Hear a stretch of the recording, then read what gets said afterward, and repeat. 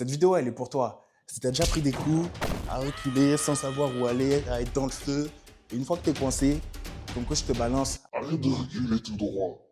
Mais toi, tu ne savais pas ce que ça voulait dire. Je m'appelle Rémi et je vais t'apprendre deux manières, de trois niveaux différents pour pouvoir prendre les angles en amont et ne pas te retrouver dans un endroit où personne n'a envie d'être. C'est parti.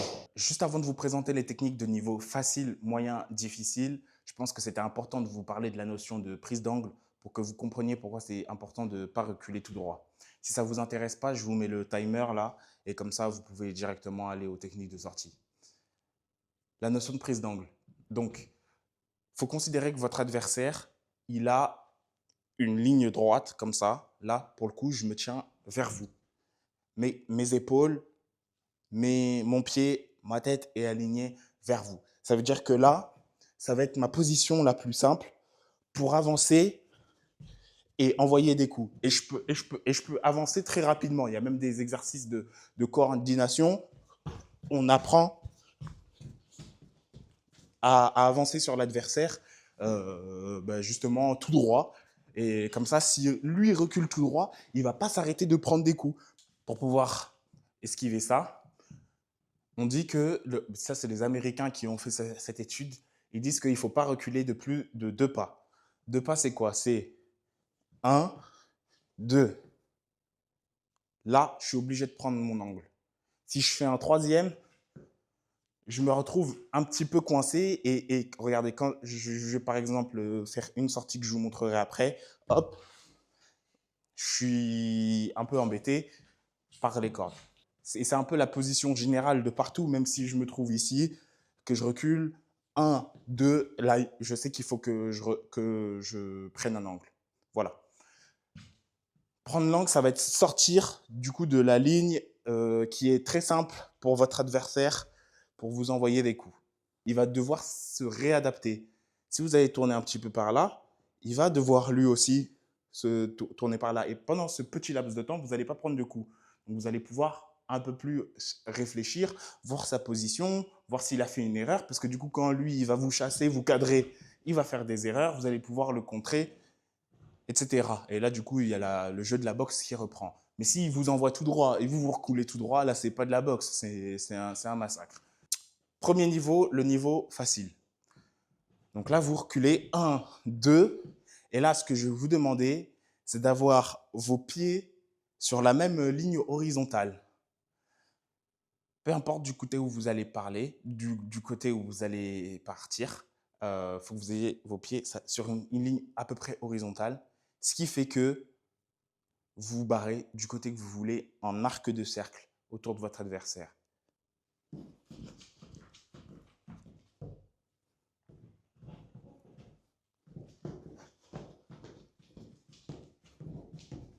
Voilà, vous vous entraînez à faire ça et comme ça, quand vous serez en combat, ça sera naturel en fait. Et du coup, c'est là que le shadowboxing, ça va servir. Hop, hop, hop, hop, hop. Et en fait, là derrière, beaucoup peuvent se déplacer que comme ça. Ah bon, là, j'ai fait un pied de pivot, mais on peut se déplacer vraiment comme ça et être capable de partir dans toutes les directions.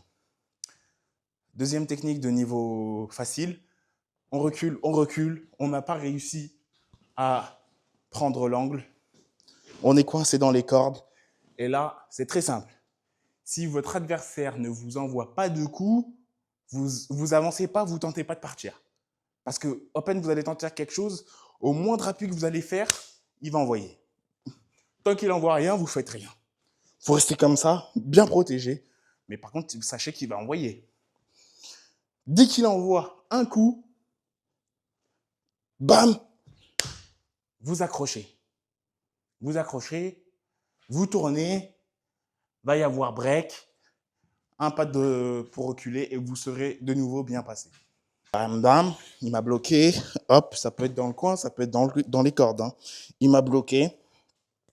Je descends bien parce qu'il faut que je me méfie de l'uppercut. Hop, il envoie un coup. Hop, voilà. Je l'accroche et je fais ça jusqu'à ce que je sois bien placé en fait. Niveau 2, moyen. Donc là, on va introduire la notion de L-step. L-step, pourquoi? parce que je vais faire la forme d'un L. Mon premier pas, ça va être de reculer sur la ligne droite et le deuxième pas, me barrer sur un côté. Donc, ça fait un L. Voilà. Donc, je vais le décomposer. Je recule et au moment où je vais faire mon L-step, mon pied avant saute sur la ligne de mon pied arrière, mais il ne prend pas la place du pied arrière. Il ne va pas au côté opposé non plus. Il va sur la ligne, mais dans le même axe. C'est pour ça qu'on dit que c'est un L-step. Là, le premier appui pour reculer, il est tout droit. Et le deuxième, sur le côté. C'est vraiment ça. Hein. C'est un L. C'est pour ça qu'on appelle ça le L-step. Je recule sur le côté. Et là, je vais pointer mon pied vers l'adversaire.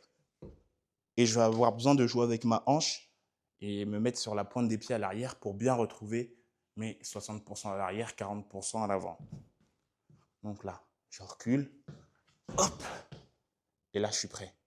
Je ne dois pas passer énormément de temps dans les airs. C'est mort. Il faut être au ras du sol. Hop, hop. Là, c'est bien. Là, je suis prêt.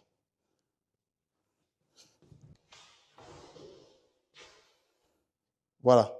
J'ai pris un léger angle, mais je l'ai pris. Le pied de pivot, si je veux partir du côté opposé. Je vais pousser sur mon pied arrière et envoyer ma jambe avant, pareil, sur la même ligne horizontale. Hop. Et là, je suis bien positionné. C'est lui qui est en face de moi. Et moi, je suis parti de sa ligne droite. Donc, je remonte. Quand je pars, ma main droite, elle est toujours bien collée. Hop, je suis sur la même ligne. Et là, je viens ramener la jambe et faire le pied de pivot. Donc, pour ça, il faut que je sois sur la pointe. Si tout mon pied est dessus, je ne vais pas réussir à tourner. Il faut que je sois sur la pointe. Hop. Et là, je suis bien positionné et c'est lui qui est en face de moi. Donc là, je recule. Hop. C'est moi qui suis bien positionné. On va passer au niveau difficile. Niveau difficile, on est au deuxième, troisième round. Vous avez réussi à lire la boxe de votre adversaire. Il est un petit peu fatigué et là, vous allez être capable de le contrer directement. Pas besoin de reculer. Donc là, par exemple, il envoie son bras arrière. Donc là, le bras arrière, normalement, je suis censé esquiver en faisant ça. Là, je vais directement, bing, le contrer. Mon bras va passer au-dessus du sien. Il m'envoie, hop, je le contre. Et mon pied, il va faire une rotation. C'est comme un pied de pivot, sauf que j'envoie le coup en même temps. Et mon pied, du coup, ma hanche va devoir beaucoup plus s'ouvrir, bing, pour le contrer. Et ensuite, je reviens en position. Ça se fait des deux côtés. S'il m'envoie son jab, il est un peu fatigué, un jab lourd, il se jette. Là, je suis là, je regarde, bing, hop, hop, bing. La deuxième technique de niveau difficile, donc là, ça va être une combinaison de ce qu'on a déjà vu et on va rajouter quelque chose. Donc, ça va commencer avec un pied de pivot. Je pars là. Et là, vous allez avoir plusieurs cas de figure. Soit votre adversaire vous a suivi de très près. Il fait un pressing très rapide. Auquel cas, il est proche de vous. Vous étiez là, il était là. Vous prenez l'angle, il se retrouve directement orienté vers vous, face à vous. Là, c'est la situation dans laquelle vous pouvez directement plonger, vous protégez avec vos mains, vous plongez et là, vous allez faire votre pied de pivot autour de l'adversaire. Et une fois que vous remontez, là, il faut frapper. Quand on fait un moyen de sortie comme ça, où on sort proche de l'adversaire, bam, il faut frapper. Donc, hop, il vient sur moi.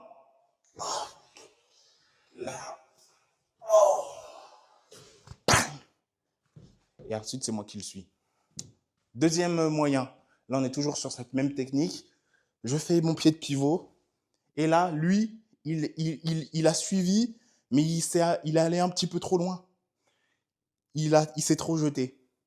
Donc, je refais un pas de pivot. Et là, je suis super bien positionné.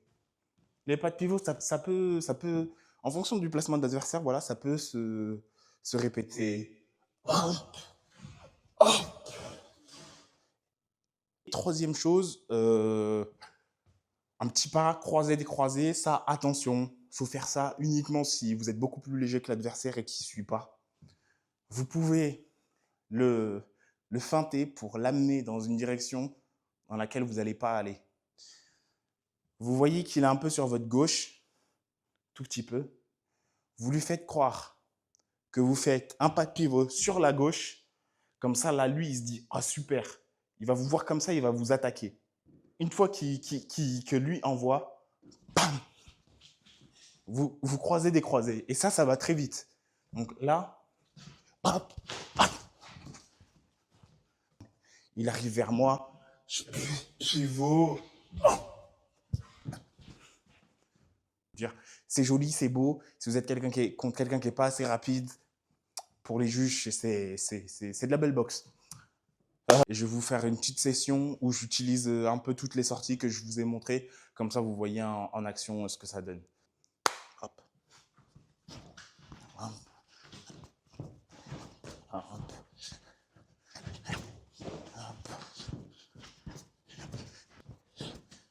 Hop. Hop, là, voilà. Il est sorti simple. Hop. Hop. Hop. Hop. Hop, voilà. Hop. Hop.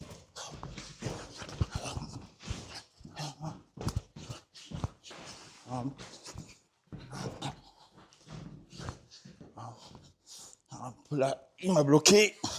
Hop, j'accroche. Hop, fight. Hop. Là, il n'est pas content.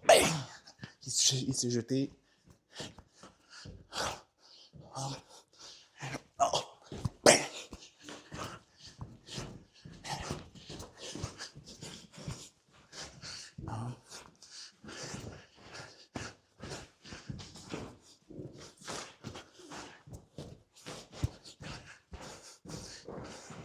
Hop, voyez. On mixe un peu tout. Si tu veux apprendre à faire la même chose, regarde la vidéo et puis abonne-toi, like et puis on se retrouve sur une prochaine fight.